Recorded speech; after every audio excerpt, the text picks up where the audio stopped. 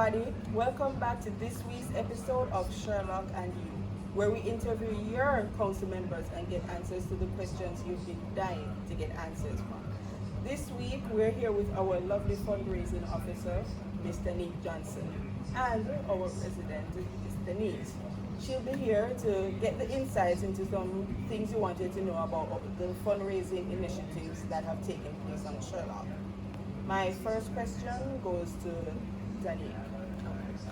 I think something that some of the residents may be concerned about is whether or not they will be able to give suggestions as to how more fundraising opportunities could come about. Would they be able to do that even if they are not a part of your committee?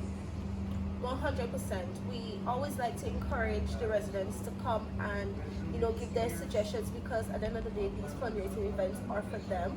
So if there's something that they would like to see, they can come to myself or any one of my 3 committee members, and we will do our best to try to execute it, and just to make sure that everybody is included in the whole process. They get to do something that they particularly enjoy. Thank you, Denise. And Ms. Denise, what I would like to hear from you, do you see ways in which the fundraising officer and obviously her committee could gain more money from the fundraising initiatives they have done thus far?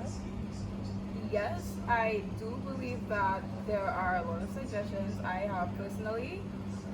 So far, I think our initiatives are very effective. However, if there were initiatives that were targeted towards the different market groups on halls, you would have a lot more participation from everybody. So I think the bake sale, for example, it's very prosperous. It's been successful, I believe, every single time. And everybody likes sweet stuff, but not everybody likes sweet stuff. So, for example, go to the beach. This is something everybody likes to do. You sell coconut water, or you do, for me, I haven't been able to find a lot of good coconut water here. So if you're able to do that, I feel like that would also be a successful initiative. Of course, there are other market groups, so you just it's a matter of finding out what people want, what different people want, and then giving that to the people. Makes sense. That's why we also encourage people to come to us if there's something particular that you would like to see executed from us, the fundraising committee. Then we're open to suggestions 100%, because as she said, there are different people on the hall from all kinds of likeness, and we want to make sure everybody feels included. So that's why we always like to encourage people to if you have an idea, come give it to us, and we will try our absolute best to execute it the best way we can. Thank you, Dee. And Denise, do you have any questions you'd like to ask? Yes.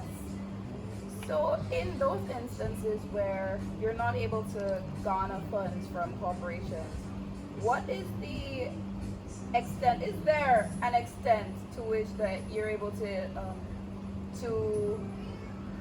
push your own fundraising initiatives without putting too much pressure on the budget? Okay, that's a good question. Yes, there is actually, because that's something that's a problem we had to face this semester past. And one thing that I did was, for instance, the Secret Santa fundraiser, right? That the monies that were used for the entire event was not taken from our budget. What I did, people had to prepay, and with the money that was given to us for their orders, that was the money that was used to buy all the material and the printing and everything that we needed. Therefore, we do not take any money from the budget that's already strained. So just doing little events whereby you can reduce the amount of money that you're taking from the council, and you can use the money, have pre-orders, or so that way you can use the money to fund what it is that you want to do. That would be very, very effective to take it easier on the treasurer and our budget. Thank you, Denise. Denise, would you say that you feel there is some level of clarity to the position? Of course, yeah. I think I have a further insight on the tasks that the fundraising officer has to undergo. in order to make it successful. And I think as a resident, she's been doing a very good job. So congrats on that. But yes, I do feel a lot more clarity on it. I'm glad. I'm glad. Well, people, I hope your misconceptions or your concerns thereof were clarified when it comes to the position of the fundraising officer. Thank you, and that's a wrap on this week's episode of Sherlock and You. Bye.